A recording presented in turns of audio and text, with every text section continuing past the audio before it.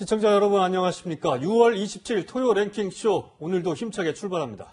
이 시간 함께해 주실 두 분입니다. 천은미 이대목동병원 호흡기 뇌과 교수 최영일 시사평론가 나오셨습니다. 어서 오세요. 안녕하십니까.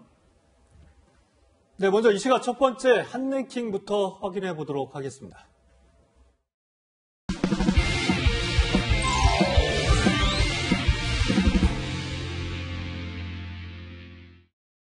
영구적으로 투석을 해야 되는 그러한 상황에 놓일 확률도 있다라는 의견이 있어서 생업을 전폐하다시피 하여 아이들을 지금 병간호에 매진하고 있는. 본인도 양성이라고 문자를 보내셨던데 그러면 그 원장도 자유로울 수 없는 거 아닌가요? 한 명의 아이로 이 짧은 며칠 안에 전염을 시킬 수 있다라고 하는 것은 상식적으로 봐도.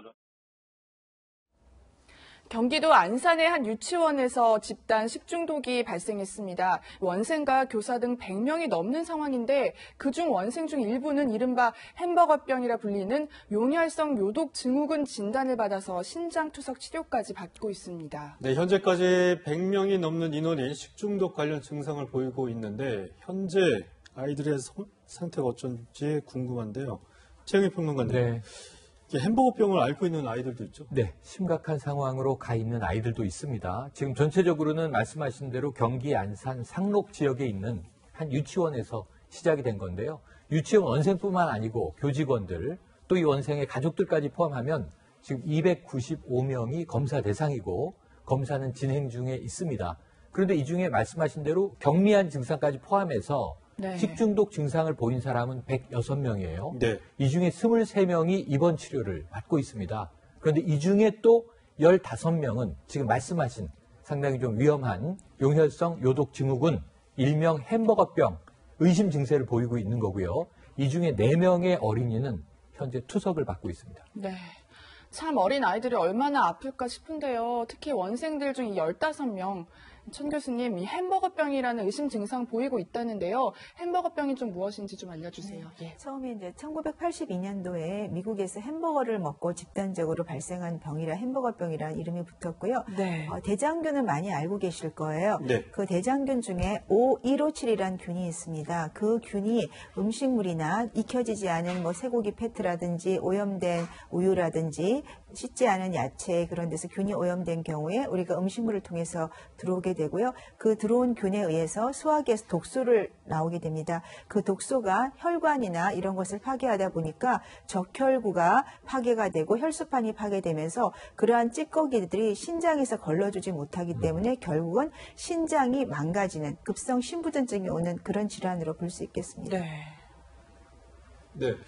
천 교수님, 이게 사실 식중독에 걸리면 무조건 햄버거병으로 이게 발전이 되는 건가요? 아니면 특히 제가 또 알기로는 어린 아이들한테 햄버거병이 많이 나타나는 걸로 알고 있거든요. 네. 어떻습니까? 우리가 식중독은 이제 음식물을 통해서 균이 들어오면 지금 좀 대장균이 들어오면 이제 구역질이 나거나 설사를 하거나 열이 나다가 대부분 1, 2주 내에 좋아지죠. 네. 그런데 이 햄버거병 같은 경우는 특히 그 균이 아까 말한 O157이라는 균 자체가 독소를 뿜으면서 그 혈관, 적혈구랑 혈소판을 파괴를 시켜요. 그러니까 그런 파괴가 된 그런 적혈구 찌꺼기들이 우리가 그 신장에서 걸러주지 못하고 신장을 막게 되니까. 그래서 투석을 해야 되는 거군요. 그렇죠. 그래서 콩팥이 문제가 생겨 투석을 하게 되고 성인들이나 이런 경우는 괜찮은데 5세 미만에서 특히나 취약한 계층이어서 그런 경우에 이런 용혈성 요독 증후군이라는 병이 생기면서 투석을 하게 되는 문제가 생깁니다. 그런데 이 햄버거병에 걸릴 경우에 사실 이제 어린 아이들 같은 경우는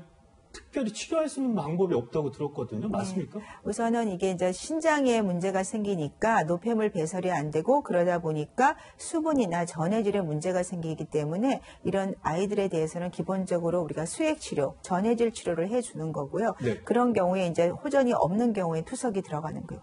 그러니까 항생제 같은 걸 못 쓰는 상황이 네, 초반에는 항생제를 쓰지 않습니다. 그러면 이런 아이들이 평생 동안 투석을 할 수밖에 없는 상황도 벌어질 수가 있는 거예요? 많지는 않지만 일부에서 대부분은 회복을 할 수 있지만 극히 일부에서는 신장이 회복을 못하기 때문에 투석을 할 수도 있기 때문에 우리가 사실은 아이들에게 치명적일 수도 있는 병이고요. 그 급성 만성 신부전증의 가장 큰 원인, 특히 5세 미만에서는 이게 용혈성 요동 증후군이라고 알려져 있습니다. 그러면은 이 평생 투석을 안 하기 위해서는 그 신장을 이식을 받아야 되는 게 유일한 치료법이라고 볼 수 있는 건가요? 지금 뭐 정말 투석을 평생 하게 된다면 대부분 이제 투석을 하게 되죠. 그리고 만일에 된다면 우리가 신장 이식을 받을 수도 있지만 너무 그런 문제까지는 저건 좀 말씀드리고 싶지 않을 정도로 아이들이 빨리 회복을 했으면 좋겠습니다. 굉장히 아직까지는 뭐 이 병세를 단정적으로 얘기하기는 힘들 것 같습니다. 네, 계속 지켜봐야 될 것 같습니다.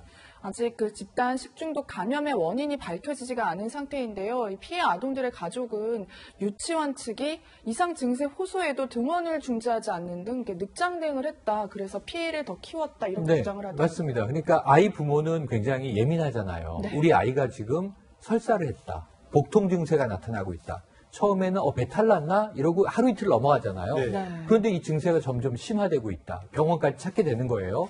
이런 상황에서 이 유치원에 알리고 등원을 멈춰야 됩니다라고 얘기를 했는데 유치원은 묵살했다라고 이야기하는 게 피해 아동 가족 측의 입장인데 네. 보시면 이게 상당히 거슬러 올라갑니다. 첫 환자가 발병한 게 12일로 지금 추정이 되거든요. 네. 그런데 이게 한 주말 넘기면서 이 유치원 측은 15일까지도 별 대응을 하지 않았던 거예요. 그런데 안산에 있는 고대병원에서 보니까 네. 유사 증상의 어린이들이 여러 명이 들어오는 거예요. 그러니까 병원은 이상한 겁니다. 집단 발병 아닌가? 예. 같은 유치원이에요. 유치원들은 알 거 아니에요. 애들이 등원을 그렇죠. 얘도 안 하고 쟤도 맞아요. 안 하면 알았을 텐데요. 그런데 유치원은 대응을 안 했고 지금 고대병원이 이 지역 상록구 보건소에 연락을 하게 됩니다. 이거 집단 식중독인 것 같다. 그래서 16일 오후 2시에 보건소가 통보를 받고 부랴부랴 여기에 대한 대응에 들어가게 되니까 네. 적어도 첫 환자 발생 후에 한 나흘 정도가 4일 정도. 사나흘이 네. 그냥 흘러갔고 유치원의 대응은 그 이후에야 나왔다는 게 학부모들의 이야기입니다. 그러면서 점점 이렇게 감염되는 인원들이 늘어났다고 볼 수 있을 것 같은데, 평론가님, 사실 이 유치원이 여러 가지 면에서 좀 부실하다는 측면이 네, 나오고 네. 있는데, 이 유치원은 제가 알기로는 식중독이 만약에 걸리면 그 급식에 뭐가 문제가 있는지 음식을 보관을 해야 되는 맞습니다. 걸로 알고 있거든요. 맞습니다. 그것도 제대로 안 돼 있었다고. 그러니까 이렇게 샘플 테스트를 할 수 있게끔 예. 아이들에게 주었던 음식들의 일부를 보관하게 돼 있는데 그래야지 원인을 빨리 찾을 수 그런데 있죠. 문제는 지금 이 보도 기사를 보면요. 예. 제가 좀 우려되는 게 식중독이 발생한 이후인 것 같아요. 부랴부랴 음식물을 폐기했다. 그래서 남아있지 않는 게 한 6종이 있습니다. 예를 들면 이런 겁니다. 궁중 떡볶이, 우엉채 조림, 찐감자 수박, 프렌치 토스트, 된장국, 군만두, 바나나 이런 것들이 지금 폐기가 된 네. 상태예요. 그리고 그 외에 이 6월 10일부터의 식단을 쭉 보니까 그냥 아까 이게 덜 익힌 소고기의 이야기가 나오다 보니까 그 안에는 수제 돈가스도 메뉴에 있었고요. 그리고 또 야채, 소, 불고기도 들어있었어요. 그러니까 육류도 있었고 지금 대부분 이제 이 채소와 관련된 것들이 많이 네. 폐기가 돼 있습니다. 그럼 이러면 안 되는 거고요. 그럼 검사를 할 수가 없는 거고. 그래야지 치료가 검사를 빨리 없으니까. 원인을 찾아야지 네. 다른 지역이나 다른 유치원 혹시라도 네. 나오면 그걸 예방을 할 수 있는 맞습니다. 거잖아요. 맞습니다. 그래서 그런 면이 있고 이 유치원이 과거에 이 예산 문제로 징계를 받았다는 게 이제 뒤늦게 확인이 됐는데 네. 2014년에서 2017년까지입니다. 3억 9천만 원 정도의 교비를 부당하게 썼다라고 하는 문제가 지적이 된 바가 있었어요. 네. 그게 어떤 거냐면 이 교비라는 게 이 유치원생들을 위해서 쓰기 위해서 들어오는 돈이잖아요. 수업료인데. 근데 이것을 이 원장의 개인 계좌로 받았는데 무려 그게 2억 9천만 원 정도. 아유, 그래서 예. 이것을 아이들에게 쓰지 않고 이 원장의 개인적인 비용, 뭐 식비라든가 이런 걸로 지출했던 정황이 과거에 나왔다는 거예요. 아니 이런 유치원에서 아이들한테 제대로 된 네. 급식을 했을까? 그 학부모들은 문제. 그렇게 의심할 것 같아요. 학부모들의 걱정은 그겁니다. 유치원 3법 문제가 이제 한 1, 2년 전에 뜨겁기도 했거니와 이런 문제가 있었던 유치원인데 그렇다면 혹시 부실한 식재료를 썼거나 너무 싼 가격으로 납품을 했다 보니까 혹시 여름철에 이런 문제가 생기지 않았을까 하는 의심과 의혹이 학부모들 사이에는 있는 것으로 전해집니다. 네. 네.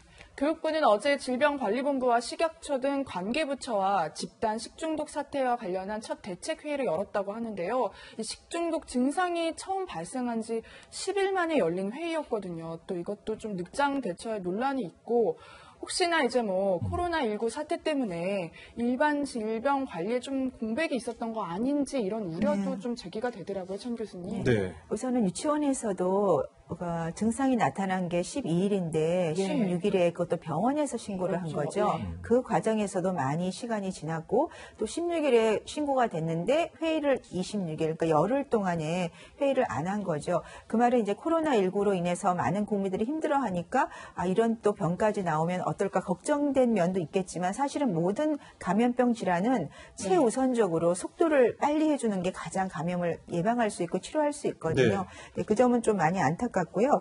말씀하신 대로 코로나19 때문에 많은 병들이 사실 호흡기 질환은 좀 많이 줄었어요. 그건 굉장히 좋은 면이 있는데 코로나19가 있으니까 환자들이 무서워하는 거죠. 특히 호흡기나 심장이 안 좋은 분이라든지 암 환자 같은 경우는 병이 감염될까 봐 진단이나 치료를 늦추는 경우도 있어서 개인적으로는 조금 병이 진행이 된 분들도 있으세요. 네. 이처럼 다른 질환 환자들이 치료를 제때 못 받거나 두려움 때문에 병원을 못 오는 그런 문제도 지금 분명히 있어서 특히 요사 여름 같으면 사실은 원래는 이런 식중독에 대해서 굉장히 관심을 갖고 학생들이나 유치원에 대해서 관리를 했었어야 되는데 그러한 면이 좀 소홀히 된 것 같고 지금 학교가 다 개학을 했기 때문에 학교 아이들 급식에 대해서도 다시 한번 돌아봐야 될 계기라고 생각합니다. 유치원 어린이집은 일찌감치 뭐 전원 등원하는 곳들이 많기 때문에 조금 더 신경을 써야 되는데 사실 코로나19 때문에 이 각 지자체 보건소 인력들이 여기 신경을 쓰다 보니까 이 인력의 한계, 관리의 한계가 곳곳에서 나오는 거 아닌지 참 우려스러운데 잠시 코로나19 소식을 좀 짚어보겠습니다. 오늘 국내 코로나19 신규 확진자 수가 다시 50명대로 늘어났는데 특히 어제죠. 서울 관악구의 한 대형교회에서 16명, 오늘 또 추가로 9명이 되면서 16명의 집단 감염 사례가 나왔습니다. 최영희 평론가님. 그런데 이 교회 신도가 무려 1,700명? 맞습니다. 그게 대형 교회죠. 네. 그래서 보니까는 지금 확진자들 중에서 유명 호텔 사우나 직원도 나오고 있고. 고등학교 교사도 있고 네. 뭐 대기업 분명히 있는 것 같아요. 이게 뭐 너무 다시 이게 수도권을 중심으로 재확산되는 거 아닙니까? 걱정입니다. 왜냐하면 종교 집회는 초기부터 지금까지 계속 우려되는 영역이에요. 주말이 돌아오면 항상 걱정했는데 우리가 또 이 온라인 예배를 좀 드려달라 이런 요청을 많이 드렸었고 그런데 지금 생활 속 거리두기로 돌아온 이후에는 종교 집회는 대부분 재개됐는데 다만 방역 수칙을 철저하게 지키면 됩니다. 큰 교회가 그동안은 큰 문제는 없었어요. 여기 이 해당 교회도 이 거리두기나 예배 볼 때 이런 건 잘 지켰다고 했더라고요. 맞습니다. 그러니까 마스크 쓰고 예배 드리고 들어갈 때 출입자 명부다 작성해서 확인하고 발열 체크하고 이 방역과 소독도 했다는 거죠. 그런데 이제 걱정되는 건 뭐냐면 이게 관악구에 있는 왕성교회인데 관악구는 최근에 방문 판매 업체 때문에 한번 많은 이제 확진자가 나왔던 곳이에요. 계속 나오고 있습니다. 그러다 보니까 교회 때문이 아니라 오히려 감염된 교인이 들어감으로써 전파했을 가능성은 있는 거죠. 아직 정확하게 정확하진 않아요. 이 감염 경로는 역학조사 중입니다. 그런데 문제는 교회에 갔을 때는 우리가 신도 이렇게 부르지만 일상생활을 할 때는 직업인이잖아요. 근데 이 안에 고등학교 교사도 계시고 유명 호텔이 이 채널에 의해서 멀지 않습니다. 어제 긴급 재난 문자 보니까 다 이제 이름이 나오던데요. 그 이제 유명 특급 호텔 사우나의 직원도 있고 그러면 이제 감염의 위험이 계속 있는 것이지 않습니까? 이런 것 때문에 문제가 되고 있고 검사는 진행 중인데 이번에는 기존에는 인천의 개척교회라든가 좀 소교회, 작은 교회가 방역 수칙을 잘 안 지켜서 문제였는데 이 교회 신도가 무려 1,700명이어서 걱정이 확산되고 있습니다. 네, 또 이 왕성교회 확진자들이 성가대 활동도 하고 1박 2일로 MT 등을 갔다 왔다 이런 것들이 확인이 됐는데요. 사실 최근에는 뭐 한강 자동차 동호회 사례 등 소모임 활동을 통한 집단 감염 사례 굉장히 좀 늘고 있는 상황이잖아요, 교수님. 그러다 보니까 이런 사적 모임 사실 뭐 제재할 방법은 없는데 어떻게 해야 되는 건지 걱정이 좀 되거든요. 지금 이제 소규모 모임이 사실은 이 MT도 똑같은 거예요. 그러니까 밀접 접촉을 장시간 같은 사람과 오래 하면 감염이 되는 거죠. 그러니까 우리가 살짝 스쳐 지나가는 감염률이 한 2% 미만 정도면 가족 간 감염은 17%가 넘는다고 하죠. 그만큼 이런 MT라든지 아까 동호회라든지 교회에서도 자주 만나시잖아요. 그런 모임을 통해서 감염이 될 때는 감염률이 매우 높습니다. 그러면 우리가 이것을 어떻게 할 것이냐. 가능하면 그냥 우리 줌이나 영상으로 좀 해주는 게 좋고 꼭 모임이 필요하다면 마스크 착용을 꼭 하셔야 되고요. 또 식사라든지 그런 거는 조금 자제하는 게 좋으세요. 한 예로 이번에 미국에서 생일 파티를 한 거예요. 네. 생일 파티를 했는데 문제는 18명이 감염이 됐는데 한 번에 그중에는 노약자가 있으셔서 인공호흡기를 끼시는 거예요. 그러니까 그게 무슨 말이냐. 젊은이들은 자기들은 괜찮기 때문에 잠깐 모임이 괜찮겠다 하지만 그것이 밀접한 가족 간 감염을 통해서 지인들을 감염시키고 그중에는 뭐 소아암 환자도 있을 수 있고요. 그죠? 암 환자도 있을 수 있고 노약자도 그분들한테는 목숨과 관계된 문제이기 때문에 그런 점에 대해서 조금 많은 주의를 표한다고 지금 계속 언론뿐 아니라 미국 정부에서도 그 점을 강조하고 있고 왜냐하면 이 코로나19가 대부분 무증상 감염자에서 감염이 되죠. 이분 같은 경우도 본인이 증상이 없을 때 MT라든지 성가대 모임을 통해서 이미 감염을 시켰고 무증상 감염이 일반 증상 감염을 시킨 증상이 나타나는 것보다 훨씬 감염력이 높다는 거죠. 그거는 본인이 증상이 나타나면 주의를 한다는 점도 있을 거예요. 하지만 증상이 없으면 어떤 좀 느슨해질 수 있기 때문에 지금 같은 경우에는 어떤 모임이건 사람을 만나는 경우에는 반드시 마스크 착용이 정말 꼭 필요하다는 점을 또 강조드리고 싶습니다. 사실 뭐 처음 확진자로 확인된 30대 여성 같은 경우에 정확한 감염 경로나 증상이 없었기 때문에 굉장히 더 무섭게 확산될 우려가 나오고 있는데 이번 왕성교회 집단 이 사례 같은 경우 감염 사례 같은 경우 어떤 좀 양상을 보일 거로 청 교수께서 보십니까? 네, 이분이 이제 22일 날 증상이 나타났지만 감염을 시킨 건 18일부터 아마 감염이 됐기 때문에 그 사이에 잠복기를 고려한다면은 아마 가족감이나 지인 감염이 분명히 나올 거예요. 네, 그걸 고려하면 꽤 많은 부분에서 확진자가 나올 수가 있고 이분 같은 경우도 본인이 감염 경로를 모르잖아요. 그걸 따진다면은 뭐 앞으로도 꽤 많이 나올 수가 있죠. 이 사례가 이 사례뿐 아니라 어디서나 나올 수 있다는 사례로 생각하면 될 것 같습니다. 사실 뭐 이럴수록 개인 방역 굉장히 중요할 것 같은데요. 조금 헷갈리는 게 방역 당국이요. 이 소독제를 뿌리지 말라 이렇게 얘기를 했는데 이건 또 어떻게 봐야 되는 건지 싶거든요. 네. 소독제를 공중이나 땅에 분사를 하게 되면 이게 우리가 닦을 때만큼 철저하게 안 되죠. 날아가니까 조금밖에 안 묻고 또 이 코로나19는 이게 막이 쌓여 있어요. 그렇기 때문에 손을 우리가 깨끗이 비벼 닦으라 그러잖아요. 닦아줘야지만 이 막이 파괴가 되면서 바이러스가 파괴가 되는 점도 있고 두 번째로는 이게 공중에 분사가 되면 화학약품이잖아요. 그러면 우리가 들이마시면 인체에서 당연히 문제가 올 수 있고 환경도 오염이 되죠. 그렇기 때문에 그 부분만 손잡이나 이런 테이블, 뭐 키보드 이런 거를 잘 닦아주는 게 안전성 면이나 효율성 면에서 훨씬 높다는 거고 저는 사실 개인적으로 이렇게 땅에다 뿌리는 거에 대해서 옛날부터 이거는 의미가 없다고 생각하고 있었거든요. 그런데 진짜 저희 뭐 대구 신천지 때도 그렇고 보면 지자체는 방역 당국에 나와서 줄지어서 뭐 소독약 뿌리고 또 공중에서 어디 이 마트나 물류센터 나오면 이렇게 계속 뿌렸잖아요. 그럼 그런 게 효과가 전혀 없었던 거예요. 공중에 뿌리는 그 바이러스는 공중에서 오래 못 살아요. 그리고 대부분 땅에 떨어진 이 바이러스도 이게 생존력이 없기 때문에 금방 사멸하거든요. 중요한 거는 이런 손잡이나 이런 철제물 플러스 이런 데서 좀 오래 살잖아요. 그런 거를 잘 닦아주는 게 훨씬 중요하죠. 지금 와서 방역당국은 뭐 이거 너무 뒤늦게 이런 얘기를 하는 거 아닙니까? 저희가 이제 방송에서 여러 번 말씀을 드렸기 때문에 국민들은 아마 잘 알고 계실 거라고 생각합니다.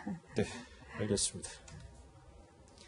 네, 요즘 또 손소독제가 아파트 엘리베이터, 뭐 식당 없는 데가 없습니다. 이렇게 비치를 여러 곳에 해놓고 있는데 얼마 전 대구죠. 5살 아이가 손소독제가 눈에 들어가서 각막 화상을 입는 일도 벌어졌습니다. 청 교수님, 이거 눈에 들어가면 이런 소독제에 알코올 성분이라서 이렇게 화상이 있게 되는 건가요? 최소한 60% 이상 알코올이기 때문에 일반 소독제가 훨씬 강하기 때문에 제가 그래서 그때도 이렇게 누르는 거는 이 누르는 거기에도 균이 굉장히 많다고 되어 있어요. 그래서 가능하면 자동으로 손만 대면 나오는 게 훨씬 그 효율면이나 안정성도 좋은데 만일에 알코올이 들어갔다면은 우리가 알코올 양이나 그 접촉 시간이 굉장히 중요하잖아요. 그러니까 빨리 생리식염수를 좀 닦아내고 저도 한번 화학약품이 들어간 적이 있어서 바로 저는 응급실에 가서 이 물을 계속 생리식염수 계속 닦아내야 돼요. 그러니까 그것도 네. 그냥 수돗물로 닦아내면 안 된다면서요? 급하면 수돗물을 쓸 수는 있지만 예. 가능하면 생리식염수가 더 안전하고요. 그리고 어린아이 같은 경우는 가능한 병원 응급실을 가는 것이 좋습니다.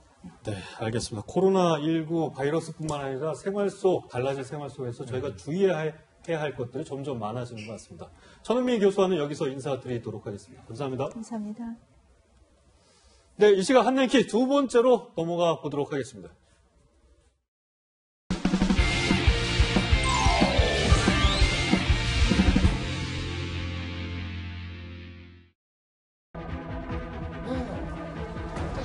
부탁드렸는데 한 말씀 부탁드립니다.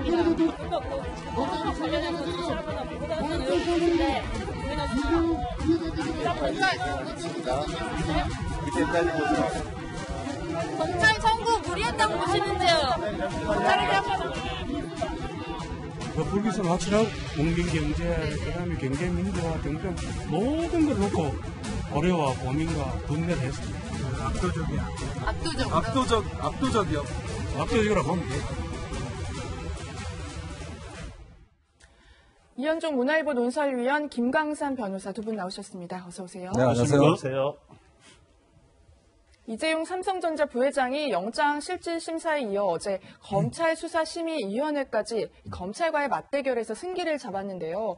이 부회장이 기소의 타당성을 검토해달라면서 요청했던 대검찰청의 검찰수사심의위원회가 이 수사 중단과 불기소 권고 의견을 내놨습니다. 앞서 수사심의위원이 압도적이라는 표현 영상에서 보셨잖아요. 김 변호사님, 네. 결국 그 말대로 된 것 같은데요. 네, 맞습니다. 원래는 15명이죠. 근데 네. 양청수 전 대법관이 최지성 전 미래전략실장하고 이제 사적인 관계에 있다고 그래서 회피 신청을 했거든요. 그래서 결국 14명이 했고, 그리고 이제 한 명은 위원장이고요. 그럼 13명이 표결에 참가를 했는데, 한 10명이 이재용 부회장에 대한 수사가 중단이 돼야 하고, 기소하는 것이 타당하지 않다. 이런 의견을 냈어요. 그러니까 네. 13명 중에서 10명이 됐기 때문에 굉장히 압도적이라고 볼 수 있는 거죠. 네. 어제 이제 그런 저한테 질문을 하더라고요. 7대7 나오면 어떻게 되느냐. 네. 그럼 7대7 나오면 의견을 안 내는 걸로 되어 있거든요. 그러니까 지금 근데 원래 13명이 표결이기 때문에 네. 이렇게 같이 나올 수는 없었어요. 그렇죠. 구조상. 그런데 만약에 6대7 정도 나왔다고 한다면 이거 상당히 굉장히 논란이 있었을 거예요. 그런데 너무 압도적인 표결로 수사 중단해라. 아니면 그리고 기소하지 않는 게 적절한 그런 결과가 나왔기 때문에 검찰 자체도 굉장히 고민이 클 것이다 이렇게 봐요. 더군다나 영장까지 청구한 사안인데 영장이 기각되면서 기소해서는 안 된다는 그런 권고가 나왔기 때문에 검찰의 고민은 깊어질 수밖에 없다 이렇게 사실 검찰의 설득력이 떨어졌다 이렇게 봐도 무방한 건가요? 이렇게 심의위원들을 제대로 설득하지 못했고 사실 팽팽한 의견이었다면 사실 기소를 할 수도 있는 상황이 됐는데 그렇죠. 사실 이제 불기소 의견이 나와서 권고 검찰 입장에서는 이걸 안 할 수도 없고 그런데 결과적으로 보면 오히려 검찰이 수사심의위원들을 설득하는데 실패했다니 그 말이 맞아요. 왜냐하면 근데 원칙적으로 따지면 수사심의위원들이 어제 이제 10시 반에 모였잖아요. 그래서 이제 하루 종일 심사를 했는데 지금 이 관련된 수사 기록이 20만 쪽이 넘습니다. 네. 책으로 네. 따지면 한 400건 되거든요. 네. 그리고 이게 자본시장법 위반이랄지 분식회계하는 거기 때문에 굉장히 전문성을 요하는 거예요. 네, 그러니까 이재용 부회장이 관여를 했느냐 안 했느냐 이 부분만 본 거죠. 아니 근데 전체적으로 본 것 같아요. 그러니까 예. 자본시장법 위반과 관련돼서도 이게 시세 조정, 네. 부당거래, 아니면 삼성바이오로직스와 관련된 것이 분식회계냐 그 부분도 논쟁을 했었다고 하는데 근데 결과적으로 보면 제일 포인트를 두고 핵심을 두고 아마 수기했던 것이 제가 추측해 보건데 네. 이재용 부회장이 설사 이런 게 불법이다 할지라도 여기에 지시하거나 보고받은 증거가 있느냐 없느냐 이제 그 부분에 중점을 뒀을 가능성이 크다고 봅니다. 증거가 부족했다. 그렇죠. 그래서 지금 검찰과 아니면 이재용 부회장 측의 변호인들이 낸 그 의견이 50쪽이거든요. 각각 50쪽. 네. 그리고 그걸 가지고 또 프레젠테이션을 했어요. 그러면 결과적으로 하루의 짧은 시간 동안에 프레젠테이션을 통해서 얼마나 설득력을 있게 하느냐가 관건이었는데 결국은 이재용 부회장 측이 승리를 했다 이렇게 볼 수 있는 거죠. 네. 네, 수사심의위원회 의견에 대해서 검찰과 변호인단의 입장도 나왔는데요. 최영일 평론가님, 네. 어떻게 검찰 수사팀은 뭐라고 했나요? 양쪽 다 이게 굉장히 차분한 논조에 네. 입장문을 냈습니다. 검찰 수사팀은요, 지금까지의 수사 결과와 검찰 수사심의위원회 심의 의견을 종합해서 최종 처분을 검토할 예정이다. 그러니까 어제의 이 불기소 의견도 일단은 검토에 반영하겠다. 네, 아직까지 결정을 못 내리는 네네네. 상황인 거죠. 그러니까 검찰 입장이야 뭐 구속영장까지 청구했었으니까 기소로 갈 것으로 예측을 했었는데 정반대의 결과가 어제 심의위원회에서 나온 거지 않습니까? 이 두 가지를 함께 종합 검토해서 조만간 의견 내겠다 이런 입장이고요. 네. 네. 이재용 부회장의 변호인단은 위원들의 결정을 존중한다. 이 삼성과 이 부회장에게 기업 활동에 전념해 현재 위기를 극복할 기회를 준 것에 감사의 말씀을 드린다. 네, 감사를 표했습니다. 네. 이현정 위원님, 네. 사실 뭐 수사심의위원회 불기소 의견 공고, 말하자면 뭐 검찰이 이를 들어도 되고, 안 받아들여도 되고, 이런 건데, 검찰이 뭐 불기소 의견을 그대로 받아들일 가능성이 높을까요? 아니면 그래도 소신대로, 다르다, 기소를 할까요? 우리가 원래 재판 같은 경우는 요즘은 배심원 제도가 도입되어 있거든요. 네. 그러면 이제 배심원들이 이제 재판 상황을 보고 본인들이 유죄 무죄를 판단해서 그걸 재판부에다 의견을 제시를 합니다. 그러면 이제 참고를 해서 이제 결정을 하게 돼 있죠. 미국 같은 경우는 배심원들의 결정이 사실은 절대적인 어떤 결정권을 가지고 있지 않습니까? 이게 2018년도 문물검찰총장 시절에 검찰이 너무 무소불위다. 그리고 또 검찰이 기소 독점주의를 가지고 있으면서 어떤 횡포를 부린다. 뭐 이런 여론에 의식을 해서 이 수사심의위원회라는 제도를 만듭니다. 즉 뭐냐면 어떻게 보면 일반인들의 시각에서 어떤 판단하자는 거거든요. 물론 뭐 검사들은 다 법 전문가입니다만은 또 일반인들 시각에서 봤을 때 이게 과연 상식적으로 판단이 되느냐 안 되느냐 이런 걸 하게 도입을 한 거예요. 근데 이제 이게 어떤 뭐 강제력을 가진 건 아닙니다. 네. 그렇지만 지난 2018년 이 제도 도입 이후에 8번의 이 제도가 이제 시행이 됐거든요. 네. 근데 대부분 8번은 전부 다 이 의견을 받아들여서 검찰이 여기에 따라서 결정을 했어요. 대부분이 아니라 모두 받아들인 거죠? 그렇습니다. 그만큼 이제 검찰이 어떤 면에서 여론을 좀 의식해서 어떤 아무래도 이제 요즘 보면 사법 제도 자체가 전문가들의 어떤 걸 해보면 너무 거기에만 매몰된다. 실제로 여론의 판단 또 어떤 국민의 법 감정 이런 것들도 사실은 판단에 좀 이 투영을 하자 이런 예. 측면에서 도입된 제도거든요. 사실은 하루 몇 시간 도입해서 검사들이 이거 1년 7개월 수사했습니다. 이제 그러다 보니 1년 7개월 수사한 사람의 결정과 하루 잠시 어떤 본 사람의 결정은 분명히 차이가 날 수가 밖에 없죠. 그러나 일반인 시각에서 봤을 때 이건 너무 무리한 거 아니야? 이렇게 판단이 되면 검사들은 이걸 이제 반영해야 될 측면이 있는 거예요. 근데 검찰은 고민이 있을 겁니다. 왜냐하면 지금 어떤 면에서 보면 대기업 총수들을 수사하고 이런 게 사실은 이 정권의 지지자들 내에서는 왜 이거 제대로 안 하느냐라는 부분에 대한 지금 질타가 있는 거 아니에요? 만약에 이거 제대로 못하면 봐라 너네들 검사 적폐니까 이거 못한다. 유착됐으니까 못한다. 이런 또 판단을 내릴 수가 있는 거예요. 또 반대편에서 보면 아니 검찰이 도대체 경제 상황도 고려하지 않고 이렇게 1년 7개월 동안 한 대기업을 이렇게 어떤 면에서 보면 수사를 해서 이게 사법 리스크를 키울 필요가 있느냐. 이런 부분에 대한 또 비판도 있는 거예요. 또 뭐 불기소를 하게 되면 검찰의 비판은 피할 수 없는 거 아니에요? 또? 그러니까 뭐냐 하면 어떤 면에서 보면 검찰 입장에서 보면 우리는 최선 다했다. 네. 그렇지만 재판부가 영장 기각했고 수사심의위원회가 하지 마라 그러고 그러면 우리로서는 어떤 책임을 좀 면책하는 효과가 있는 거예요. 네. 이제 그런 측면에서 보면 아마 이제 수사심의위원회 결론을 받아들여서 결정을 따를 수 있는 가능성이 좀 높다고 봅니다. 그러니까 반면에 또 검찰 입장에서 보면 또 이 지휘층들이나 이런 걸 눈치를 봐야 되잖아요. 그러면 또 밀어붙일 수 있어요. 왜냐, 우리 그동안 1년 7개월 했는데 이거 한번 판단받고 싶다. 예. 라고 하면 또 할 수도 있는 거예요. 근데 지금 지난번에 1심 재판부, 그러니까 영장기각 재판부가 이 결정을 내린 게 사실 있습니다. 네. 그러니까 사실관계는 다 수집됐지만 다툼의 여지가 많다고 이야기를 했거든요. 그러니까 그런 측면으로 보면 만약 1심에서 무죄가 나오면 그 책임을 누가 져야 될 겁니까? 그러니까 그런 부분에 대한 검찰의 부담감이 굉장히 큰 거예요. 그렇게 되면 검찰이 지금 여러 가지로 지금 충돌이 많은데 그럼 또 검찰 개혁해야 된다는 이야기가 많지 않겠습니까? 네. 저는 그래서 아마 검찰이 수사심의위원회의 책임을 좀 떠넘기면서 우리는 최선을 다했지만 수사심의위원회 결과가 이러니 우리는 어떤 면에서 불기소하겠다라는 쪽으로 조금 기울지 않겠는가 그런 좀 전망을 해봅니다. 네. 김관삼 변호사님, 검사 출신이시잖아요. 네. 이런 상황에 담당 검사다. 그럼 어떻게 하시겠습니까? 그런데요. 사건마다 다 틀리죠. 사건마다 다 틀린데 제가 직접 수사를 안 했기 때문에 수사 내용이 어떤 구체적인 건 저는 잘 몰라요. 그런데 제가 검사를 하면서 또는 제가 이제 법조 한 30년 되는데 검찰이 영장을 청구한 사건 중에서 기소가 되지 않는 사건은 제가 아는 사건과 접해본 사건에는 한 번도 없었어요. 네. 그러면 영장을 청구한다는 것은 구속을 시키겠다는 것이고 구속이 안 돼도 기소를 하겠다는 어떤 전제가 깔리는 거거든요.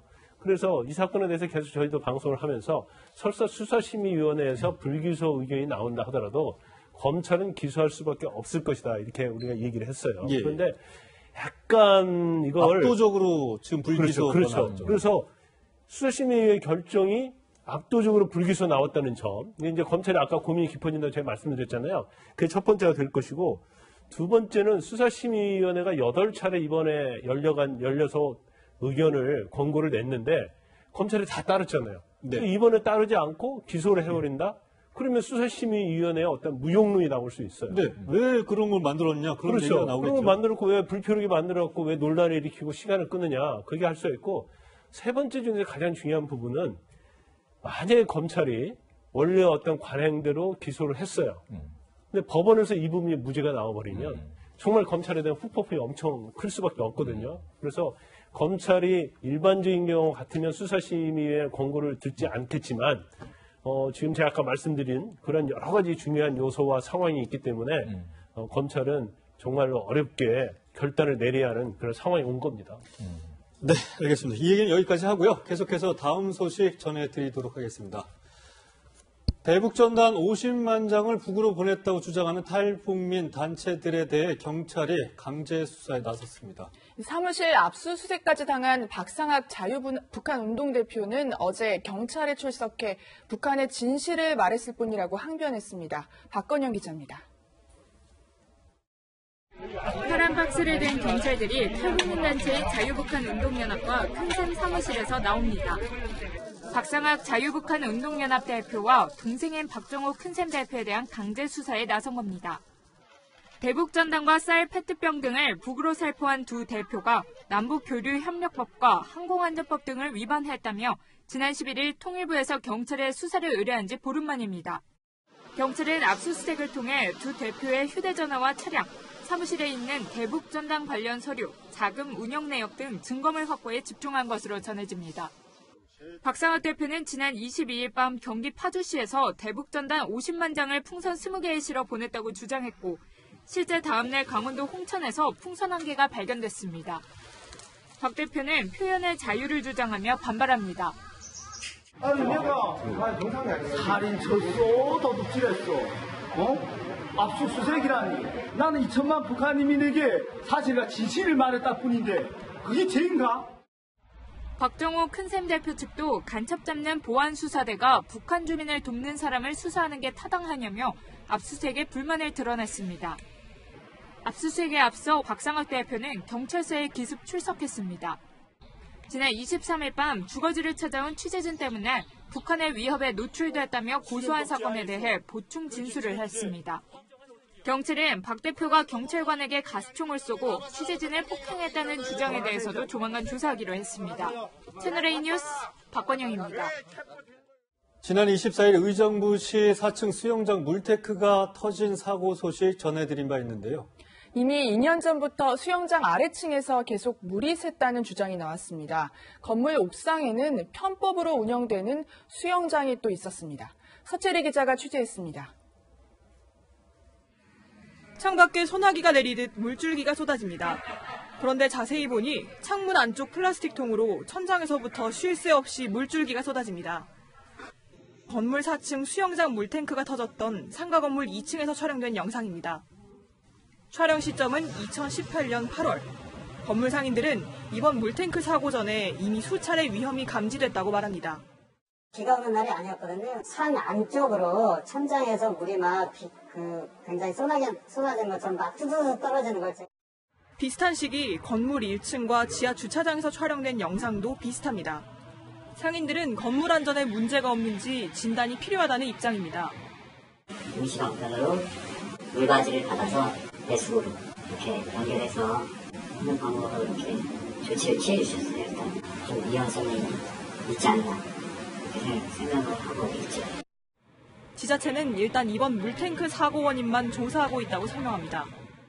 우선 경기도 쪽 이걸 보고 그 다음에 저희가 최종적으로 더 좀 말씀드릴 수 있을 것 같습니다. 그거는 의정부에서 다 하는 거기 때문에 저희들이 거기까지는 관여를 안 합니다. 건물 옥상에는 체육시설로 허가받지 않은 수영장도 편법으로 운영된 것으로 드러났습니다. 요금을 받고 입장한 것으로 알려진 옥상 수영장이 물탱크 사고와 관련이 있을 수 있다는 지적도 나옵니다. 채널A 뉴스 서채리입니다. 중국에서 인터넷 방송 인기를 위해 갖가지 일들이 벌어지고 있는데요. 생방송으로 성폭행 자작극을 벌이고 유명 연예인까지 버젓이 거짓말을 했습니다. 베이징 성해랑 파원입니다. 운전기사가 차에 탄 승객에게 말을 건넵니다.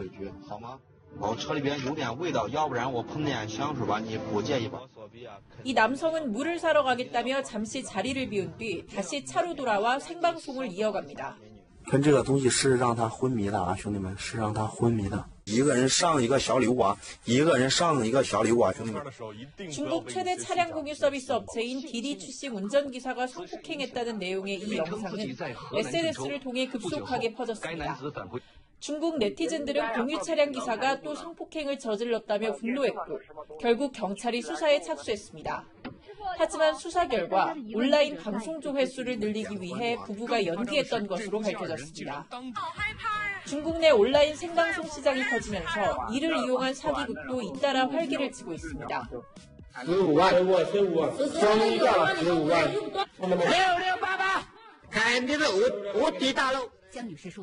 한 일당은 가짜 원석을 팔기 위해 서로 짜고 생방송을 하다 경찰에 붙잡혔습니다. 상하이에서도 생방송으로 투자 사기극을 벌인 일당 40여 명이 검거됐습니다. 중국의 유명 배우인 니우멍멍은 온라인 생방송을 통해 마약 투약 의혹을 부인했지만 다음 날 복용 사실이 드러나면서 경찰에 체포됐습니다.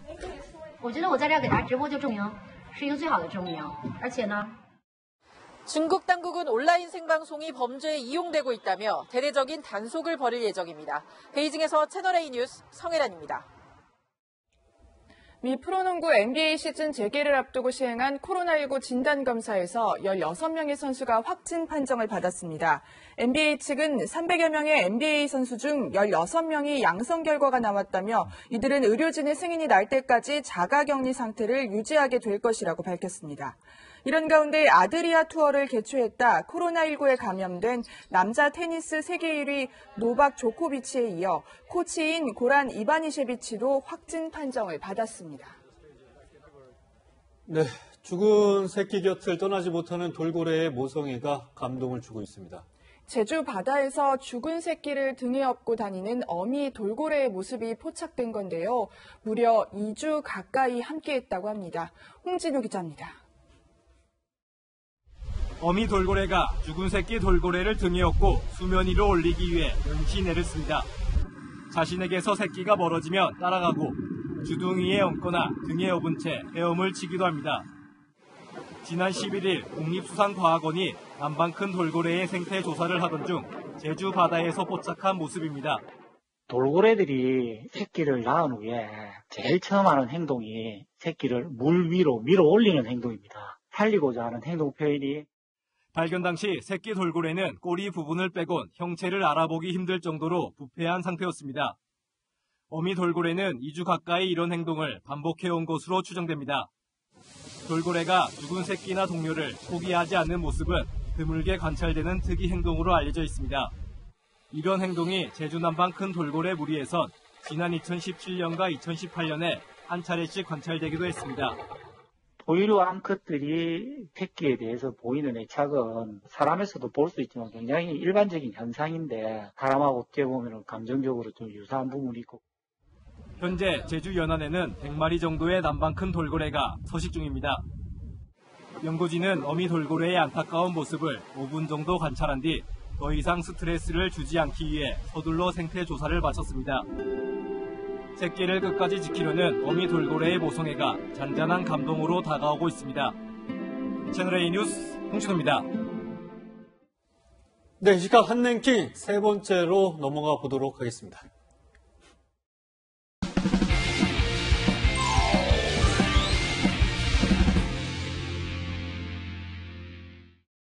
지금 일어나고 있는 일이 가관이에요, 이게. 저도 옹호하고 있지는 않습니다. 장관님 같은 분들도 검사들에게 숨치되어 가는 게 아닌가. 혐의하지 않았으면 그렇지는 좋겠습니다. 않고. 저 그러려고 이 자리에 앉아 있는 거 네, 아닙니다. 그래서 그렇게 단정을 짓지 마시기 바랍니다. 굉장히 모욕적이고.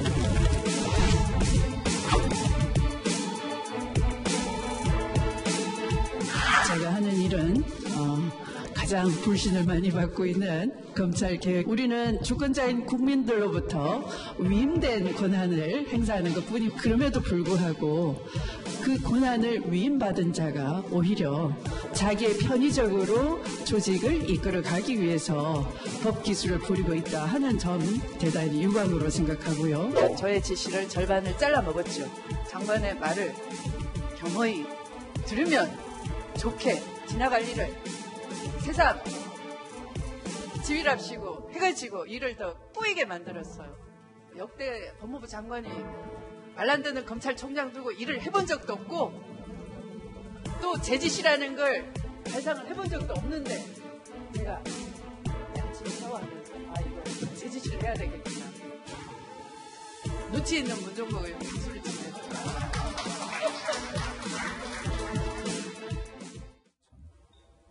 예. 내용은 되게 살벌한데, 추미애 법무부 장관, 밝은 표정에서 또 이 서슬퍼런 얘기를 하니까, 참, 어떻게 받아들여야 될지 모르겠습니다. 윤석열 검찰총장을 겨냥해서 연일 거친 발언을 쏟아내고 있습니다. 네, 이현정 의원님. 네. 뭐 이게 웃으면서 할 얘기는 아닌 것 같기도 한데, 뭐 이게 어떻게 받아들여야 되는 겁니까, 이게? 제일 무서운 게 웃으면서 때리는 게 제일 무섭죠. 예. 저는 저 모습을 보면서 어떤 느낌이 드냐 하면 그 대기업 회장이 다른 회사 직원들을 모아놓고 자기 회사 사장을 정말 나쁜 사람이다. 네. 이렇게 이야기하는 거를 느끼는 것 같아요. 자, 어떤 면에서 보면 지금 추미애 장관의 저런 행동은 지금 보면 뭐 말 자체가 보시면 알겠지만 내 절반을 잘라 먹었다, 법기술을 부리고 있다, 말을 안 듣는다, 뭐 등등 이런 이야기를 하는 게 사실은 지금 어떤 면에서 보면 검찰총장은 외청장이지 않습니까? 예. 근데 저런 식의 사고방식, 이게 보면 정말 정근대적인 사고방식 같아요. 그러니까 뭐 자기가 검찰이 자기가 부리는 어떤 뭐 하인들처럼 그렇게 인식하고 있는 게 아닌가라는 그런 생각이 들고, 또 하나는 이 윤석열 검찰총장이나 한동훈 검사장에 대한 이 개인적인 명예훼손이 될 수가 있습니다. 그런 측면이 있는 것이고, 저는 추미애 장관이 그 판사 출신이잖아요. 예. 이 법무부와 검찰의 관계를 굉장히 오해하고 있다는 저는 생각이 들어요. 아시겠지만 우리나라 재헌헌법 때부터 시작해서 법무부와 검찰은 어떤 면에서 보면 법무부가 지휘감독은 하지만 검찰은 굉장히 독립적이고 중립적으로 운영하도록 만들어놨습니다. 왜 그러냐 하면 검찰이라는 조직이 기소권을 갖고 있기 때문에 그거에 대한 독립적이고 중립적인 것들을 보장해 줘 왔어요. 그래서 검찰총장 임기도 2년으로 돼 있고, 또 검찰의 인사에 대해서도 검찰총장과 법무부 장관이 논의하도록 그렇게 규정이 돼 있습니다. 네. 세상에 어느 외청이 그렇게 규정이 있습니까? 그렇게 둔 이유는 그만큼 어떤 면에서 보면 상하관계인 것처럼 돼 있지만, 그러나 한편으로 보면 균형적인 견제관계 이런 것도 있는 거죠. 그러니까 이중적인 성격이 있는 겁니다. 자, 그런 측면에서 지금 추미애 장관은 왜 내가 지시했는데 안 따르느냐 이렇게 이야기를 하고 있는 거예요. 그러니까 여기서부터 서로 간의 어떤 인식의 차가 분명히 있는 것이고, 또 하나는 이 추미애 장관이 어떤 자기네 직책을 자신의 정치적인 어떤 활로에 이용하고 있다는 의심을 사고 있는 거죠. 어떤 부분에서? 그러니까 뭐냐면 예. 자신이 어떤 면에서 보면 이렇게 검찰을 공격하는 게 즉 현 정권의 지지자들에게 어떤 지지를 받게 하는, 그럼으로써 본인이 어떤 대권 주자나 서울시장 후보라든지 향후에 자신의 정치적 행보에 혹여 이용하려고 하는 게 아닌가라는 그런 의심을 사고 있는 거거든요. 그런 측면에서 저는 이 문제가 있다고 이야기하면 본인이 권한을 행사하면 됩니다. 즉 예. 검찰총장에 대해서 수사 지휘권 행사하면 돼요. 그리고 도저히 나 이 사람 못하겠다. 대통령한테 가서 이야기하십시오. 그 대통령이 가서 경질을 하든 뭘 하든 아니면 검찰총장을 감찰하면 돼요. 자, 그런데 그 권한을 행사하지 않고 저런 식으로 계속 공개적인 석상에서 지금 검찰총장을 비난하는 게 과연 올바른 행동인지 묻고 싶습니다. 네. 네. 사실 뭐 법무부 장관이 이 검찰총장을 향한 이런 발언들이요, 김 변호사님 보실 때도 좀 유례가 없을 정도로 좀 센 게 아닌가 싶은데, 좀 발언의 배경들 어떻게 보십니까? 이현정 의원 말씀하신 것처럼 네. 뭐 개인적인 정치적인 행보가 아니냐, 일각에서 뭐 그런 지적도 분명히 나오고 있습니다. 그런 말씀을 제가 드리기 전에 저도 장관이 총장을 이렇게 공격하는 걸 처음 보고, 또 우리 역사상에 총장과 장관 사이가 이렇게 불편한 관계에 있는 것도 처음 봅니다. 네. 그래서 굉장히 뭐 보는 국민도 굉장히 불편하겠죠. 그래서 왜 추미애 장관이 저런 식으로 계속 굉장히 이제 도가 넘는 그런 발언을 하면서 그럴까? 이제 그건 뭐 여러 가지 볼 수 있어요. 일단 뭐 물론 우리 이 의원께서 말씀하신 부분이 있는데 저는 볼 때는 그렇게 생각해요. 지금 추미애 장관이 5선의 국회의원에다가 지금 현재 당대표까지 한 사람 아닙니까? 그런데 본인이 뭐 아마 장관하고 정치를 그만둘 생각은 전혀 없을 거예요. 그런데 지금 추미애 장관의 가장 큰 트라우마는 2004년 때 노무현 대통령의 탄핵에 찬성한 것이 굉장히 큰 트라우마예요. 예. 그래서 사실 현재 어떤 여권에서는 어떤 큰 정치를 하기 위해서는 결국 친문 지지자들의 어떤 지지를 받지 않고는 정치를 하기 굉장히 어려운 구조 아니겠습니까? 그래서 본인이 사실 제가 볼 때는 친문 지지자들은 그 탄핵에 찬성한 것에 대해서 상당히 추미애 장관이 우리 편이 아니다라는 그런 의혹의 눈초리를 보낼 수 있어요. 그래서 그런 것들을 좀 씻어내고자 하는 그런 생각이 있을 것 같고, 두 번째는 이현정 의원께서 말씀하신 것처럼 지금 저런 말을 보면 저건 장관으로서 얘기가 아니고 개인의 어떤 정치적 행보로서 얘기라고 보거든요. 예.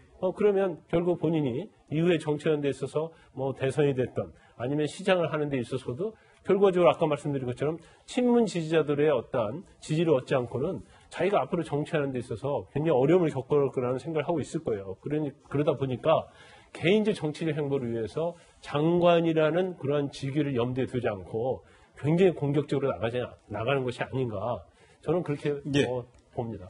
최영일 평론가님, 사실 뭐 추 장관, 윤석열 총장의 가장 큰 숙제는 검찰개혁 아니겠습니까? 그렇죠. 얼마 전에도 문재인 대통령이 같이 화합해서 검찰개혁을 해야 된다라고 했는데, 뭐 여권도 그렇고 야권도 그렇고 추미애 장관이 이런 거칠 발언에 대해서 한쪽은 뭐 적극적으로 거들기도 하고요. 그래서 추 장관의 발언이 여권의 공감대가 된 정략적인 발언이 아니냐 이런 또 지금 얘기도 일단은 이 말의 부적절성, 어떤 이제 법무부 장관으로서의 품위를 지켰느냐, 이거는 뭐 여야 안팎에서도 비판이 좀 많습니다. 제가 보는 바로는요. 왜냐하면 대통령은 법무부 장관과 검찰총장이 협력하여 이 인권 수사의 원년이 되도록 국민이 체감하도록 검찰 개혁을 실현해 달라 협력을 당부했고요. 그리고 일전에 서른 최고위원이 내가 만약에 윤 총장이라면 벌써 그만뒀다, 이런 취지의 발언을 해서 한번 무리가 있었는데 이해찬 당대표 등 지도부는 함구령을 아예 내렸어요. 그렇죠. 윤 총장 거취나 검찰 얘기는 하지 마라, 이런 얘기까지 했거든요. 그런데 이제 지금 추미애 장관의 저 발언이 나온 이후에 여권 내부에서는 거드는 분위기입니다. 거드는 분위기라는 게 이 주로 율사 출신들이 박주민 의원 같은 경우가 이렇게 얘기를 했군요. 법무부의 검찰 통제는 검찰의 막강한 권력에 대한 최소한의 통제 장치다. 검찰이 따라야 되는 거 아니냐 하는 취지고요. 홍익표 의원의 경우에는 검찰은 사법기관이 아니고 행정기관이다. 따라서 이 법무부 장관 지시를 따르지 않는 것은 행정체계를 거스르는 것이다. 또 이 초선 의원이죠. 김남국 변호사, 김남국 의원은 이 법무부 장관의 말을 반을 잘라먹은 게 아니라 아예 이행하지 않고 무시한 것이다. 어쨌든 추 장관의 발언을 지지를 하는 거죠. 그런 입장들이 여권 내 기류입니다. 야당에서는 이 정의당까지 나서서 추 장관의 발언을 비판하고 있다고 들었거든요, 이현종 의원님. 그러니까 사실은 지금 추 장관의 이야기가 여권의 이야기를 들어보면 차라리 추미애 장관이 검찰총장 하시면 될 것 같아요. 그 대 문제가 단순하지 않습니까? 근데 지금 어떤 면에서 보면 야당은 이제 두 가지 측면이 있는 거죠. 그러니까 뭐냐면 이런 상황을 은근히 좀 즐기고 있는 측면도 있을 겁니다. 왜냐하면 사실은 지금 검찰개혁이라는 것 자체의 내용이 굉장히 희석되면서 추미애 장관과 윤 총장의 지금 개인적 갈등의 양상으로 지금 되고 있는 거예요. 또 하나는 뭐냐면 이런 어떤 행동 자체가 지금 왜냐하면 불과 1년 전만 하더라도 여당에서 윤석열 총장을 얼마나 칭찬했습니까? 이 사람은 권력과 돈하고는 전혀 상관이 없는 사람이다. 이렇게 이야기를 했다 1년 뒤에 지금 보면 완전히 어떤 면에서 보면 지금 저렇게 비난하고 있는 거 아니에요? 결국 왜냐? 자신들과 관련된 사건들, 즉 권력 내부의 사건들, 조국 사건, 윤미향 사건, 그다음에 울산 사건 등등 하니까 지금 저렇게 이제 비난하고 있는 거 아니겠습니까? 이제 그런 어떤 각이 분명하다는 거거든요. 그렇다고 한다면 지금 이제 통합당에서 끊임없이 이야기하는 게 뭐냐면 참 문재인 대통령이 결단해라라고 하는 이야기예요. 즉 지금 그 검찰총장 임기가 2년 보장되고 내년 7월이 임기지만 그러나 검찰에서 만약에 법무부 장관이 검찰총장을 감찰합니다. 그러면 이게 검찰총장은 검사 신분이거든요. 그러면 징계를 해요. 그러면 징계할 수가 있어요. 그렇게라도 하라 이거예요. 이제 그렇게 되면 윤석열 총장은 어떤 면에서 보면 이제 그냥 지금 현재 검찰총장에서 완전히 또 대권 후보로 뛰어오르는 그런 효과를 분명히 노리는 거죠. 그렇겠죠. 예. 그러니까 그런 측면들을 야당은 이제 어떤 은근히 즐기고 있는 측면이 있는 것이고, 또 사실은 이런 국면 때문에 사실은 검찰개혁이라는 내용 자체가 굉장히 희석되면서 권력 내부의 다툼으로 지금 비춰지고 있는 거 아니겠습니까? 그러니까 그런 측면에서 본다면 저는 문재인 대통령이 이야기했듯이 이 문제는 사실 빨리 조기에 정리할 필요가 있습니다. 그러니까 자칫하면 여권이나 청와대가 지금 이 검찰개혁을 본인들의 어떤 방패막이로 이용한 게 아니냐는 의혹을 살 수가 있어요. 또 7월달 이제 다음 달 되면은 고위공직자 비리수사 범죄수사처가 지금 발족을 하지 않습니까? 예, 그렇죠. 그래서 지금 보면은 뭐 거기에 1호 수사가 뭐 윤석열 총장이라는 이야기를 공공연하게 하고 있잖아요. 이제 그런 어떤 기류가 되면 이 사실 어떤 면에서 보면 여당이 자신이 가지고 있는 권력을 굉장히 자의적으로 행사한다라는 프레임이 짜여지기 때문에 네. 그러니까 그런 측면에 봤을 때는 지금 이 추미애 장관의 발언은 제가 볼 때는 여당으로 보면 그렇게 큰 도움이 안 되는 거다 생각이 듭니다. 그러니까 그래서 한간에 나오는 얘기가 윤석열 검찰총장이 만약 사의를 표명하고 사표를 낸다면 가장 득을 보고 혜택을 보는 게 지금의 이 통합당이 아닌가 이런 얘기들도 나오고 있는 거잖아요. 이현정 위원님 계속 어떻게 보십니까? 계속 좋아할 거는 김종인 위원장이다. 뭐 이런 그렇죠. 얘기도 나와요. 왜냐하면 지금 사실은 야당에 지금 대권 주자가 없는 상황 아니겠습니까? 최근에 뭐 백종원 씨를 이제 거론했다가 한데 또 최근에 김종인 위원장이 윤석열 사람 보니까 상당히 강단 있더라 뭐 이런 평가를 했잖아요. 그러니까 보면 어떤 면에서 보면 지금 윤석열 총장이 하고 있는 법치에 대한 본인의 소신. 사실은 1년 전만 하더라도 지금 미래통합당은 윤 총장을 엄청나게 공격했습니다. 왜냐? 이명박 박근혜 대통령 구속시켰지 않습니까? 양승태 전 대법원장 구속시켰잖아요. 어떤 면에서 보면 지금 통합당과는 전혀 반대편에 있었던 사람이거든요. 근데 지금은 보면 또 완전히 어떤 면에서 보면 적의 적은 적이라고, 동지라고 이제 그런 관계가 돼 있지 않습니까? 그렇기 때문에 지금 어떤 면에서 보면 정말 대선 주자 가뭄을 앓고 있는 야당 입장에서 보면 저런 어떤 윤석열 총장의 향후 행보가 상당히 변수가 될 수 있다. 물론 또 지지층도 흔들릴 수 있는 요인이 되는 거죠. 그렇죠. 물론 제일 중요한 건 이제 윤 총장 본인의 개인의 생각이 있죠. 그래서 뭐 제가 볼 때는 뭐 여전히 없는 걸로 알고 있습니다만은 그러나 어떤 면에서 보면 야당으로서는 하나의 카드를 지금 쥐게 되는 효과가 있으니까 그래서 자꾸 이야기를 하는 겁니다. 제발 좀 경질해 주세요. 그러면 어떤 면에서 보면 윤 총장이 야당의 후보로 설 수 있으니까. 뭐 윤석열 총장이 정치를 할지는 잘 모르겠지만 하여튼 이런 얘기들이 나오고 있는 것 같습니다. 네, 이 시간 한랭킹 네 번째로 넘어가 보도록 하겠습니다.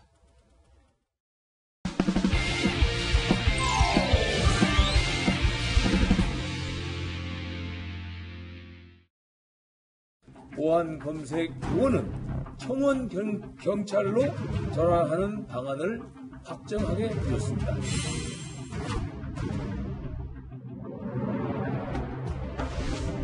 약간 알바식으로 들어간 분들도 있을 테고 약간 그런 면에서 좀 불공평함을 많이 느끼는 것 같습니다. 코로나 때문에 지역이니까 좁아진 상황에서 일반이 진행하고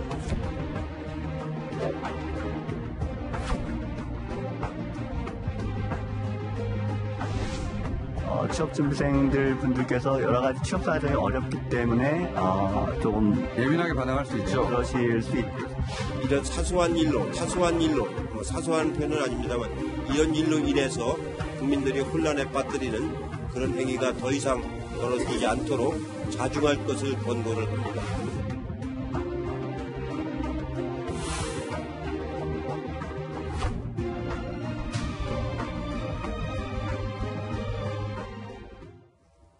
네, 방금 보신 것처럼 이른바 인천국제공항공사 정규직 전환 이슈가 달아오르고 있습니다. 인천국제공항공사를 줄여서 인국공이라고도 하는데요.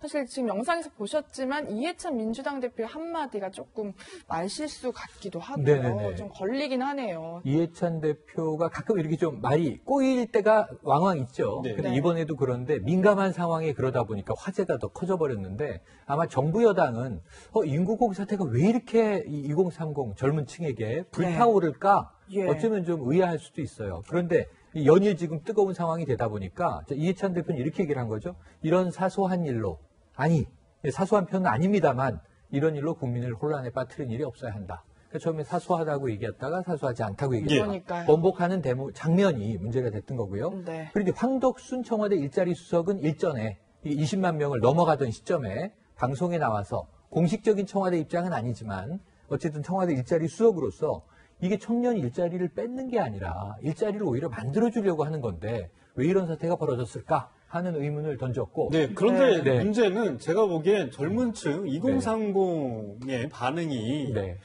이게 오히려 여당 의원이나 청와대 관계자들의 발언을 더 이렇게 기르는 역할을 그러니까 하는 것 같아요. 이게 본질을 꿰뚫고 있지 못하다라는 역비판을 받고 네. 있는데 예를 들면 이런 거예요. 김두관 의원이 이제 등장을 해서 여기에 대해서 조금 더 배우고 필기 시험에 합격했다고 정규직이 됐다고 연봉, 이 급여를 비정규직보다 2배가량 받는 게 오히려 더 불공정한 거 아니냐? 이 이야기에 지금 반응이 아주 뜨겁습니다. 뭐냐면 정규직, 비정규직의 급여 격차 문제는 계속 양극화의 이제 한 중요한 원인으로 그것도 분명히 개선이 돼야 되는 개선돼야 문제긴 해요. 돼요. 하지만 지금 취준생들이 굉장히 분노한 상황에서 자, 필기시험 좀 준비해서 스펙 좀 더 쌓고 정규직이 어쨌든 되는데 성공했다고 급여 더 받는 게 불공정 아니냐라는 지적을 하자. 즉 김두관 의원에 대한 이 누리꾼들의 패러디가 또 보물처럼 나오고 있습니다. 이런 얘기가 있어요. 설마 김두관 의원님의 자녀는 유학 갔다 왔다고 해서 월급 2배 받는 것 아니겠죠? 이런 얘기도 있고요. 네. 득표 조금 더 했다고 세비 받는 건 공정합니까? 네. 이런 이제 또 비꼬임도 있고. 그만큼 젊은 층이 네. 뭐 공분을 나타내고 있는 것 같습니다. 맞습니다. 그런데 여기저기 이제 반발하는 목소리가 커지고 있는데 여권에서 이게 가짜 뉴스 때문에 이 상황이 왔다는 얘기를 하고 있어요. 좀 체크를 해봐야 될 것 같습니다. 김광선 변호사님. 맞는 말입니까?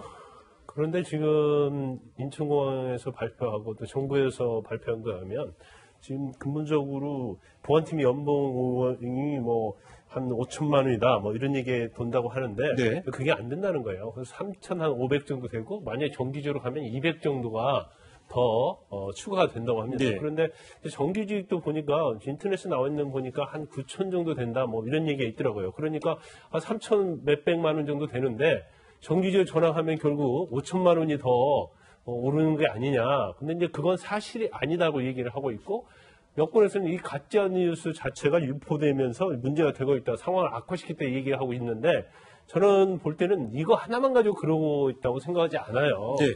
그래서 사실 정규직을 비정규직을 정규직으로 하는 것 자체는 사실은 굉장히 바람직하고 우리가 목표를 향해하는 노동정책으로 저는 봅니다. 네. 그리고 그 전에 그 IMF에서 한국에 대한 지속성장 가능성에 대한 보고서가 있거든요. 거기에 보면 비정규직 전부 다 정규직으로 전환을 하면 10년 동안에 한 1.1% 정도의 어떤 성장 효과가 있다고 이렇게 얘기를 하고 있어요. 그런데 이제 문제는 뭐냐면 자, 비정규직을 정규직으로 이걸 제로화하는 데 있어서 과연 절차를 어떻게 하느냐. 거기는 이제 공정성의 문제가 있을 수 있잖아요. 그렇죠. 무조건 비정규직을 정규직으로 갈 수 있는 자격이 미달되는데도 불구하고 일률적으로 다 해줄 수는 없는 거거든요. 네. 그러면 그 과정, 채용 절차에 관한 문제가 공정성이 또 문제가 되고 두 번째 공정성은 그렇게 되게 되면 신규 채용이 줄어드는 게 아니냐. 근데 거기에 대한 또 논란이 있을 수 있어요. 그래서 그 부분을 좀 합리적으로 어떤 대책을 세워야 한다 보고 또 하나 중요한 것 중에 하나가요. 감내할 정도의 어떤 정규직 전환이냐. 이거 굉장히 중요한 부분이거든요. 예. 지금 공항이랄지 공사랄지 공공 부분은 만약에 적자가 나면 세금에 의해서 충당이 되는 겁니다. 그런데 무조건 비정규직을 어떤 뭐 감내할 수준 이상으로 하게 되면 결국 적자가 될 거고 그러면 궁극적으로 또 구조조정의 문제가 돼요. 그다음 두 번째로 적자가 되게 되면 결국 새로운 신규 채용을 할 수 없거든요. 그래서 이러한 부분이 전체적으로 고려가 돼서 비정규직을 정규직화해야 하는데 단순히 정치적 공약이기 때문에 이걸 일률적으로 전체적으로 시행하는 거에 있어서는 지금 인천공항 공사처럼 굉장히 많은 문제와 소지가 있고 논란이 될 것이다 이렇게 봅니다. 네. 이 통합당 입장에서는요, 이 인국공 사태가 이 계기로 해서 2030을 잡고 싶은 마음이 큰 걸로 보입니다. 문바 찬스다, 뭐 로또 취업이다 이러면서 비판을 좀 하고 있다고 들었거든요, 이현정 의원님. 저는 이건 사실은 정치적인 이해관계를 떠나서 우리 시장의 고용구조에 대한 좀 더 깊게 좀 천착을 해봐야 돼요. 사실 처음에 문재인 정부 들어섰을 때 가장 중요하게 되건 기니까 이제 최저임금 1만 원, 그다음에 이제 비정규직의 정규직화를 이끌었어요. 그러니까 최저임금 1만 원 좋죠. 누가 싫어하겠습니까? 근데 문제는 이 1만 원이 됐을 때 과연 그러면 그 사용자 입장에서 보면 과연 1만 원을 줄 수 있느냐의 문제예요. 이제 그렇다 보니 그게 계속적으로 논란이 됐지 않습니까? 그때 여당 인사들이 뭐 저 개인적으로 만나서 그런 얘기 하더라고요. 1만 원은 정의다. 이거는 무조건 해야 된다. 라고 이야기를 하는데 그럼 주는 사람 입장에서는 줄 수가 없는데 어떻게 1만 원 하느냐라는 문제가 제기됐어요. 또 비정규직의 정규직도 비정규직, 정규직, 비정규직은 악이고 정규직은 선이고 이런 구도로 이제 접근을 한 거예요. 예. 즉 비정규직은 나쁜 것이고 정규직은 좋다 하니까 무조건 돼야 되는 거죠. 그러면 공사들 같은 경우에 실제로 모집할 수 있는 한계가 있고 직종도 여러 종류입니다. 그러니까 이게 어떤 면에서 보면 감내할 수 있는 수준 속에서 이루어져야 되는데 무조건 이 정의로 이것 때문에 문재인 대통령이 지난 2017년도 취임하자마자 5월 12일 날 인천국제공사 가서 비정규직 다 정규화하겠습니다라고 이야기했지 않습니까? 근데 3년 동안 사실 이게 못한 이유가 뭐냐면 각각의 이야기가 다 다릅니다. 굉장히 복잡한 그런 상황이 있어요. 근데 그걸 너무 단순화시킨 거예요. 그걸 지금 대통령 공약을 실천하려다 보니까 원래 있는 정규직 1,400명보다 더 많은 1,900명을 지금 정규직화 돼버린 거예요. 그러니 지금 기존에 있던 이 인천공항공사 직원들 같은 경우는 당연히 반발할 수밖에 없는 거거든요. 그러니까 어떤 직종이라는 게 굉장히 다양하고 또 풍선 효과가 있습니다. 한쪽을 누르면 한쪽이 튀어나오게 돼 있어요. 이제 그런 것들을 고려해서 해야 되는 것인데, 그래서 저는 야당도 이 여당에 대해서만 단순한 비판만 할 것이 아니라 정말 일자리 문제는 굉장히 복잡합니다. 점점 줄어들고 있고 실제로 점점 문이 좁아요. 그러면 이걸 어떻게 하게끔 잘 운영하느냐의 문제는 우리 국가가 안고 있는 공통의 문제거든요. 네, 야당도 그런 부분에 대해서 해법을 내놔야 되는 부분이 그렇습니다. 있는 거잖아요. 바로 그렇기 때문에 지금 정책 야당이라고 주장을 하잖아요. 그러면 좀 더 대안을 내놓고 이 부분 관련해서 저는 여당하고 함께 논의를 해봐야 된다고 생각이 듭니다. 그게 오히려 어떤 면에서 보면 지금 20, 30대들이 정말 일자리를 찾는데 가장 중요한 게 아닌가. 지금 무조건 비정규직, 정규직 하면요. 정말 거기에 따른 을과 을 간의 지금 전쟁이 지금 굉장히 많이 벌어집니다. 이런 사태는 결코 바람직하지 않습니다. 네, 알겠습니다. 실제로 문재인 대통령의 지지율도 좀 요동을 치는 모습을 보이고 있는데요. 최영일 평론가님. 네. 저는 그런 것 같아요. 이제 제가 어떻게 보면은 비정규직 첫 세대, IMF 이후에 첫 세대를 맡고 있는데 이 비정규직 문제도 분명히 사회적으로 해결을 해야 되고 모색을 해야 되지만 너무 문재인 대통령의 공약을 지키기 위해서 일방적으로 진행되는 거 아니냐. 전체적인 사회 전반의 분위기를 토대를 만들어 가야 되는데 너무 성급하게 추진하다 보니까 결국 이러한 좀 부작용이 나타나는 거 아니냐. 맞습니다. 그래서 지금 이게 공사에서 비정규직 일부를 정규직화하고 더 많은 비정규직은 자회사로 흡수하고 이런 방안이 나온 건데 공항공사 사장이 발표를 한 거예요. 그리고 이제 물론 오픈채 팀방에 잘못 올라갔던 대통령이 말했으니까 또 해야 되는 거잖아요. 틀린 것도 있지만 틀린 건 해명하면 되는데 저는 이게 청와대와 여당이 해명할 문제가 아니라고 봐요. 공사에서 정규직 전환을 하는 거고 공사에서 앞으로 채용하는데 뭐 문제가 없는 거고 앞으로 예산 문제가 있는 거면 공사가 대응해야 돼요. 그런데 이걸 왜 청와대 일자리 수석이 나오고 이걸 왜 민주당이 나와서 해명을 하냐고요. 그러니까 일이 더 커지는 겁니다. 저는 공사 정규직 전환, 공사의 공채 이 문제는 회사가 이 취준생과 젊은이들에게 얘기하고 아까 이현종 의원 말씀하신 정책적인 대목에 대해서 정치권과 청와대와 정부 부처가 이 젊은이들을 안심시키기 위한 후속 대책을 내는 것이 맞다고 봅니다. 네, 알겠습니다. 얘기 여기까지 하고요. 다음 이 시간 한랭킹 마지막으로 넘어가 보도록 하겠습니다.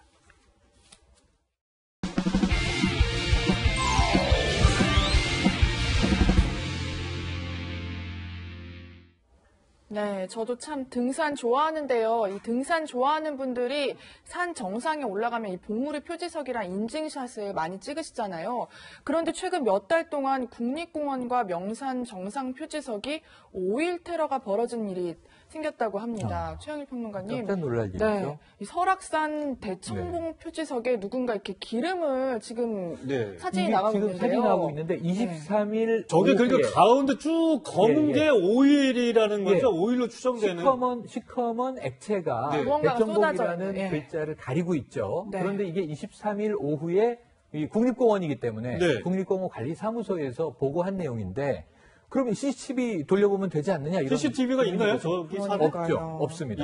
없는 이유가 전기가 안 올라가고 근데 두 번째로는 한겨울에는 영하 30도까지 떨어져요. 그러니까 저기는 전자장비를 설치하기가 어려운 곳입니다. 그러니까 누가 저랬는지 아직 오리무중인데. 근데 저렇게 이제 정상에 가면 또 이 등산객들이 많이 몰려 있잖아요. 그러고 사진 찍고. 그러면 그렇게 여러 사람이 있는데 대놓고 저럴 리는 없을 그러니까 지금 텐데. 목격자를 찾아야 되는데 아직은 이게 누가 저랬는지 왜 저랬는지 추정할 수 있는 증거가 없는 거고 더 놀란 게 있어요. 국립공원 여러 명산, 우리가 명산이라고 부르는 대청봉만 그런 게 아니고 여러 군데 똑같은 현상이 여러 차례 보고된 바가 있는데 그렇다면 이것을 상습적으로 하고 다니는 범인이 있다는 얘기인데 아직까지 그게 누군지 왜 이러는지 모르고 있어서 저런 행위를 자제해달라라고 요청하고 있습니다만 또 동일범인지 아닌지도 우리가 아직 알 수 없잖아요. 네. 이것을 좀 빨리 확인해서 이게 누군가가 저렇게 훼손을 했다면 반드시 잡아서 처벌해야 될 것 같고요. 또 저러한 행위는 국립공원에서 절대로 해서는 안 될 것 같습니다. 네. 이현정 의원님, 저는 뭐 특정 정치인이나 뭐 이런 동상을 훼손하거나 이런 거 봤는데 뭐 대청봉 표지석이 무슨 잘못을 했고 어떤 의도로 저렇게 했는지 도저히 추론도 불가능하고요. 과거에 이런 비슷한 사건이 있었나요? 그러니까 거의 제가 봐도 처음인 것 같아요. 이게 사실은 한 군데만 그랬으면 뭐 누가 했겠다는 생각이 드는데 문제는 지금 발견된 곳이 치악산, 한백산, 그다음에 신불산 여기서 다 똑같은 현상이 지금 발견되고 있습니다. 뭐가 의도가 있는 거잖아요. 그러니까 뭔가 의도가 있는 거. 이게 지금 3월달에 이제 그 국립중앙 관리사무소, 공단사무소의 홈페이지에 누가 이제 또 올라갔던 분이 이런 게 있더라라고 제보가 올라갔어요. 이제 그러다 보니까 이게 여기도 있더라 해서 지금 사진들이 지금 각각 올라가는 거거든요.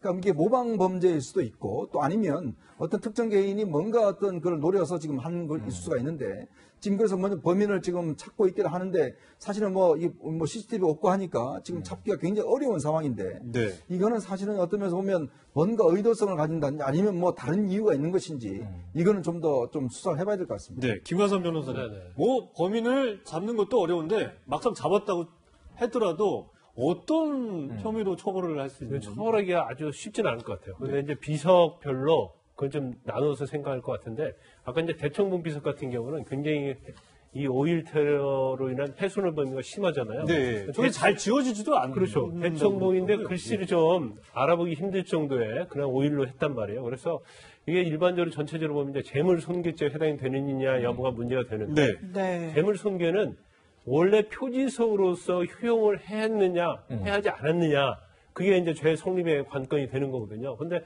대청봉 말고 영봉이랄지 저런 데는 이렇게 약간 경미하긴 해요. 그러네요. 그럼 저 정도는 뭐 효용을 했다 볼 수 없지만 그 정도가 상당히 심한 경우에는 재물손괴죄를 적용할 수가 있어요. 그런데 저는 이제 개인적 의견인데 저렇게 경미하다 할지라도 저 정도 선은 판례적으로 재물손괴를 인정하는 게 맞지 않나 그런 생각을 하고 왜 저런 행위를 했을까에 대해서 저는 생각해봤는데 산 꼭대기잖아요, 다. 그러면 약간 무속적인 면이 좀 가미가 됐을 가능성이 크다. 네, 아직 뭐 추정입니 제 개인적 생각이에요. 도 있다는 얘기죠.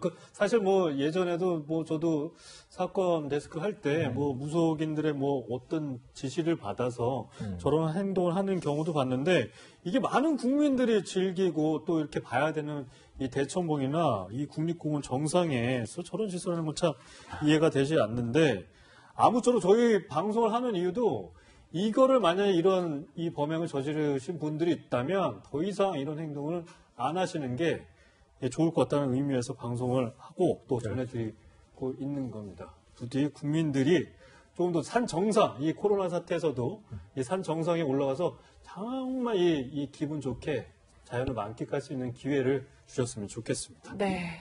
세 분간은 여기서 인사드리겠습니다. 감사합니다. 고맙습니다. 감사합니다.